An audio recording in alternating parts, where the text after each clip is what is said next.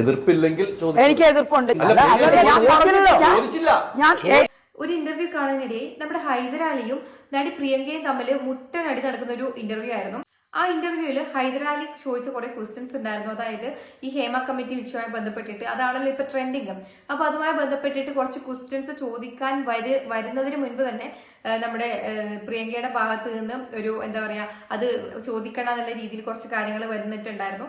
അപ്പോൾ അത് ചോദിക്കാൻ വിട്ടില്ല ഹൈദരാലിനെ. അപ്പൊ അതിനു മുൻപ് തന്നെ പ്രിയങ്ക റിയാക്ട് ചെയ്തു. അപ്പോൾ പൊതുവെ ഹൈദരാലിയുടെ നമുക്കറിയാം ചോദിച്ചു വാങ്ങുന്ന ഒരു സ്വഭാവമാണ്. അപ്പൊ നമുക്ക് ആ ഇന്റർവ്യൂ ഒന്ന് കാണാം.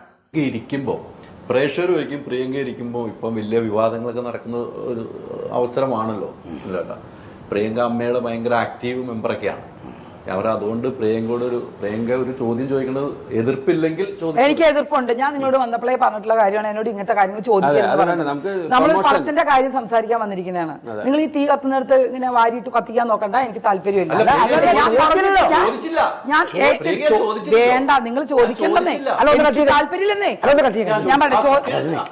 ഞാൻ ചോദിച്ചില്ല പ്രിയങ്ക. എനിക്ക് ഞാൻ പക്ഷെ അമ്മ ഇതൊക്കെ പിടിച്ച് ഇളക്കി എന്നോട് ഓരോ ചോദ്യങ്ങൾ ചോദിച്ച് എന്റെ ആൻസർ കിട്ടുന്ന വെച്ച് നടക്കൂല. അപ്പൊ പ്രിയങ്ക ആദ്യം തന്നെ അത് പറഞ്ഞു, എണീറ്റ് പോകാനൊക്കെ നോക്കിയിട്ട് പറഞ്ഞു, അമ്മ മറ്റേത് എന്നൊക്കെ പറഞ്ഞിട്ട് എന്റെ അടുത്ത് വരാൻ നിൽക്കണ്ട. ഞാൻ ആദ്യമേ ഇന്റർവ്യൂ തുടങ്ങുന്നതിന് മുൻപേ പറഞ്ഞിട്ടുണ്ടായിരുന്നു ഇങ്ങനെയുള്ള ക്വസ്റ്റ്യൻസ് എന്റെ അടുത്ത് ചോദിക്കണ്ട എന്ന് പറയുന്നുണ്ട്. അപ്പൊ അതിന്റെ കൂടെ പ്രിയങ്ക കുറച്ച് കാര്യങ്ങൾ കൂടി പറയാനുണ്ട്. അതായത് ഇപ്പൊ ട്രെൻഡിങ് ആയതുകൊണ്ടാണ് ചോദിച്ചതെന്നൊക്കെ ഹൈദരാലി പറയുന്നുണ്ട്. പക്ഷെ എന്റെ അടുത്ത് ചോദിക്കരുതെന്ന് ഓൾറെഡി പറഞ്ഞിട്ടുണ്ടായിരുന്നു. അപ്പൊ ഈ ഹേമ കമ്മിറ്റി വിഷയവുമായി ബന്ധപ്പെട്ടിട്ട് പ്രിയങ്കയ്ക്ക് കുറച്ച് കാര്യങ്ങളൊക്കെ പറയാനുണ്ട് എന്ന് പറയുന്നുണ്ട്. നമുക്ക് അത് കൂടി കേൾക്കാം. പ്രിയങ്ക ഞാൻ ചോദിച്ചില്ല, എനിക്ക് പറയാനുണ്ട്, പക്ഷെ അതിപ്പോഴല്ല.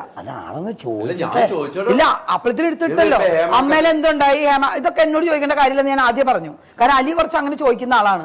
ഇപ്പൊ അതിനുള്ള സാഹചര്യം ഇല്ലെന്ന് ഞാൻ പറഞ്ഞത്. എനിക്ക് താല്പര്യമില്ല. അല്ലെ ഹേമ കമ്മിറ്റിയിൽ വാതിൽ മുട്ടുന്നു ഇങ്ങനെയൊക്കെയാണ് വാർത്ത വന്നത്. ഹലോ, ഞാൻ എത്ര വർഷമായി സിനിമ മേലോ വാതിൽ മുട്ടിയിട്ടുണ്ടോന്ന് ഞാൻ ചോദിക്കില്ല. അങ്ങനെയൊക്കെ സംഭവം ഉണ്ടായെന്ന് ചോദിച്ചെന്നുള്ളൂ. ഇല്ല, അതിന്റെ ആവശ്യം എനിക്കിപ്പില്ലല്ലോ. അത് പറഞ്ഞു തരേണ്ട ആവശ്യം എനിക്കിപ്പില്ല. സമയം വരുമ്പോ ഞാൻ പറയാം. അത് മുട്ടി കഴിഞ്ഞാൽ ആരെ കൈ ഓടിക്കാനുള്ള കഴിവ് എനിക്കുണ്ട്. പക്ഷേ ഞാൻ ഒരു കാര്യം പറയാം. ഓടിക്കാനായിരുന്നെങ്കിൽ നമ്മുടെ ഈ പ്രൊഡ്യൂസറിന്റെ കൈ ഓടിച്ചത്. പുള്ളി മുട്ടിയോ? ഞാൻ പ്രൊഡ്യൂസർ മുട്ടി. പ്രൊഡ്യൂസർ രാത്രി ഒരു 11:30 മണി ഒക്കെ ആയി കണ്ടു. ഒരു 12 മണിക്ക് ഉള്ളില് മുട്ടി. മുട്ടി അതൊക്കെയല്ലേ പറയട്ടെ. മുട്ടിട്ട് ബാക്കി ഞാൻ പറയാം. ഈ മുട്ടുക എന്ന് പറഞ്ഞാൽ പലതരം മുട്ടലുണ്ട്. നല്ല രീതിയിലുള്ള മുട്ടല് നമുക്കറിയാം, വല്ല രീതിയിലുള്ള മുട്ടലുള്ള കൈകാര്യം ചെയ്യാനുള്ള മുട്ടൽ എനിക്കറിയാം. അത് ഞാൻ അറിഞ്ഞ് ജീവിച്ച ആളാണ് ഞാൻ. അത് കൈകാര്യം ചെയ്യാൻ എനിക്കറിയാം.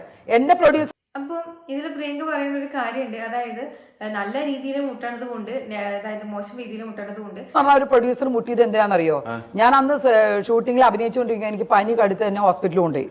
അദ്ദേഹം അത് അറിഞ്ഞ വഴിക്ക് തന്നെ വേഗം വന്ന് എന്താണ് വേണ്ടതെന്ന് അറിയാൻ. അപ്പൊ അത്രയും ബുദ്ധിമുട്ടി റൂമിനകത്തിരിക്കുമ്പോൾ ഒരു പ്രൊഡ്യൂസറുടെ ലെവലിൽ വന്ന് മുട്ടിയതാണ്. മുട്ടി തുറന്ന് പ്രിയങ്ക അങ്ങനെയുണ്ട്. ആ സെക്കൻഡ് തന്നെ ആശുപത്രി കൊണ്ടുപോയി എനിക്ക് വേണ്ടുള്ള എല്ലാ കാര്യങ്ങളും ചെയ്തെന്ന ഒരു പ്രൊഡ്യൂസറാണ് അഷ്റഫ്. അപ്പൊ പ്രിയങ്ക പറയുന്നത് ഇതാണ്, എന്റെ ഇപ്പം ചെയ്ത ഈ സിനിമയിലെ ഡയറക്ടർ മുട്ടി എന്ന് പറഞ്ഞപ്പോഴത്തേക്കും ഹൈദരാലി ചാടിയിട്ട് മുട്ടിയോ, അത് തന്നെയാണ് ഹേമ കമ്മീഷനിൽ പറഞ്ഞതൊക്കെ പറയുമ്പോഴത്തേക്ക് അവര് പറയാണ് അങ്ങനെയല്ല മുട്ടിയത്. അവര് വന്ന് മുട്ടിയെന്ന് വെച്ചാല് പ്രിയങ്ക വയ്യാതെ കിടക്കുകയായിരുന്നു. എന്നിട്ട് ആ ഒരു സമയത്ത് വന്നിട്ട് കാര്യങ്ങളൊക്കെ ചോദിച്ച് ഹോസ്പിറ്റലിൽ അപ്പൊ തന്നെ പൊട്ടിപ്പോയി എന്ന് പറയുന്നുണ്ട്. അതുപോലെ തന്നെ ഇങ്ങനെ മുട്ടുന്ന ആൾക്കാർ ഉണ്ടാകും. അത് വിചാരിച്ചിട്ട് എല്ലാവരുടെ മുഖത്ത് നോക്കി നിങ്ങൾ മുട്ടിയോ ഇങ്ങനെ ചോദിച്ചുകൊണ്ടിരിക്കുകയാണ് ഈ ഇന്റർവ്യൂ ചെയ്യുന്ന ആൾക്കാർ. അത് വളരെ മോശമായിട്ടുള്ളൊരു കാര്യമാണ്. അതുപോലെ തന്നെ ഈ അവരുടെ ഇന്റർവ്യൂവിന്റെ റേറ്റിംഗിന് വേണ്ടിയിട്ടാണ് ഇവരിങ്ങനെ കാണിച്ചുകൊണ്ടിരിക്കുന്നത്. പക്ഷെ ഇത് ചില ആൾക്കാർ ഇതിന് എന്താ പറയാ പല രീതിയിലായിരിക്കും ആൾക്കാർ റിയാക്ട് ചെയ്യുന്നത്. ഇപ്പൊ കഴിഞ്ഞ ദിവസം നമ്മൾ കണ്ടതാണ്, മനീഷയുടെ അടുത്ത് ചോദിക്കുന്ന സമയത്ത്, അജിൻ ചോദിച്ച സമയത്ത് മനീഷ ഇറങ്ങി പോകുന്ന രീതിയിലൊക്കെ അത്രയും ഇതായിട്ട് പെരുമാറിയിരുന്നു.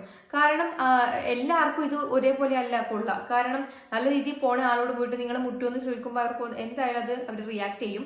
അത് മാത്രമല്ല, ആവശ്യമില്ലാത്ത ക്വസ്റ്റ്യൻസ് നേരത്തെ ചോദിക്കരുതെന്ന് പറഞ്ഞിട്ട് അതെന്നെ ചോദിക്കുമ്പോൾ നമുക്കറിയാം ഹൈദരാലി ഒക്കെ എന്തായാലും ഇങ്ങനെയുള്ള ക്വസ്റ്റ്യൻസ് വന്നിരിക്കുമ്പോൾ ചോദിക്കും. അപ്പം അവർക്ക് അതിൽ തന്നെ പ്രിയങ്ക പറയുന്നുണ്ട്, കാരണം ഇയാളെ അങ്ങനെ ചോദിക്കുന്ന ഒരു ഇന്റർവ്യൂവർ ആണ് ഇയാള്, അതുകൊണ്ട് കൂടിയിട്ടാണ് ഞാൻ പറഞ്ഞത്. അപ്പം നല്ലോണം ചോദിച്ച് വാങ്ങിയിട്ടുണ്ട് തന്നെ പറയാം. കാരണം എല്ലാ ഇന്റർവ്യൂസും ചെയ്യുന്ന പലരുടെയും ഒരു ഇതാണിപ്പം ചോദിച്ച് വാങ്ങുക, അതായത് എന്നിട്ട് എന്ത് ചെയ്യുക, വൈറലാവുക. ഇതാണ് ഇവരുടെ മെയിൻ ആയിട്ടുള്ള ഇപ്പോഴത്തെ പരിപാടി. ഇപ്പൊ ഹേമ കമ്മീഷൻ നടക്കുന്നത് കൊണ്ട് തന്നെ അതുമായി ബന്ധപ്പെട്ടിട്ട് ഈ ഒരു മുട്ടലും ഈ തുറക്കലും ഈ കാര്യങ്ങളൊക്കെയാണ് മെയിനായിട്ട് ഇവർ ചോദിച്ചുകൊണ്ടിരിക്കുന്നത്. അപ്പൊ ബാക്കിയുള്ള കാര്യങ്ങൾ കൂടി കേൾക്കാം. ആ മുട്ടിലും മറ്റേ മുട്ടിലും ഒന്നും ഇതിനകത്ത് കണക്ട് ചെയ്യണ്ട. ആ മുട്ടിലാണ് സത്യാവസ്ഥയുള്ള ഒരു മുട്ടിൽ. ആ മുട്ടിൽ ഇനി അഥവാ വേറൊരു മുട്ടിൽ വന്നാൽ അത് കൈകാര്യം ചെയ്യാൻ കരുത്ത് എനിക്കുണ്ടെന്നേ. 30 വർഷമായാലും ഈ ഫീൽഡ് ചെയ്യാൻ നിൽക്കണു. ചെകളയാ. ബാക്കി ഞാനിപ്പോ കുട്ടന്റെ ഷിനിഗാമി എന്ന് മാറ്റി പറയേണ്ടി വരും. തൽക്കാലം ഒന്നും പറയണ്ട. പിന്നല്ലാതെ എനിക്ക് അതിന്റെ ആവശ്യമില്ല. ഞാൻ പറയേണ്ടത് പറയും. അലി സമയം വരട്ടെ. അപ്പൊ ഞാൻ പറഞ്ഞു പ്രിയങ്കയുടെ സമയം ഇനിയും ഉണ്ടോ സമയം? അല്ല, ഇതിനെ കുറിച്ച് സംസാരിക്കാൻ എനിക്ക് ഇത്തിരി സമയം വേണം. അത് ആലോചിച്ച് നമ്മുടെ കുടുംബമായിട്ട് ജീവിക്കുന്ന ഒരാളാണ് ഞാനും.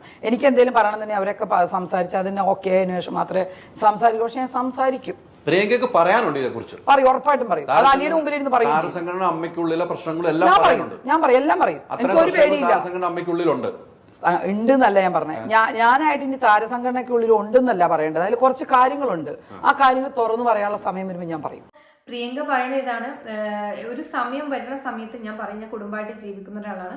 അപ്പൊ എല്ലാവരോടും കൂടി പറഞ്ഞ് എല്ലാവരുടെയും ആ ഒരു പെർമിഷനും കാര്യങ്ങളൊക്കെ വാങ്ങി എല്ലാവർക്കും ഓക്കെ ആവുന്ന രീതിയിൽ ഒരു സമയത്ത് ഞാൻ എന്തായാലും ഇതിനെക്കുറിച്ച് പറയും. അതുപോലത്തെ അമ്മയിലെ കുറച്ച് കാര്യങ്ങളാണെങ്കിലും ഇതിനെക്കുറിച്ചുള്ള ചിലപ്പോൾ അനുഭവങ്ങളായിരിക്കാം, അങ്ങനെയുള്ള കാര്യങ്ങളായിരിക്കാം. അപ്പൊ അത് പറയുന്നുണ്ട്. അപ്പോൾ ഇതേ ഹൈദരാബാദിൽ തന്നെ കുറച്ച് വർഷങ്ങൾക്ക് മുൻപാണെന്ന് തോന്നുന്നു പ്രിയങ്ക ആയിട്ടുള്ള ഒരു ഇന്റർവ്യൂ ഉണ്ട്. നമുക്ക് അതൊന്ന് കാണാം. അത്ര ഒരു സംഘടന വേണമെന്ന് തോന്നിയിട്ടുണ്ടോ? ഞാൻ പറയട്ടെ, ഇപ്പം നമ്മൾ നേരത്തെ പറഞ്ഞത് തന്നെ, നമ്മൾ തന്നെയല്ലേ കാരണം ഉണ്ടാക്കണത്.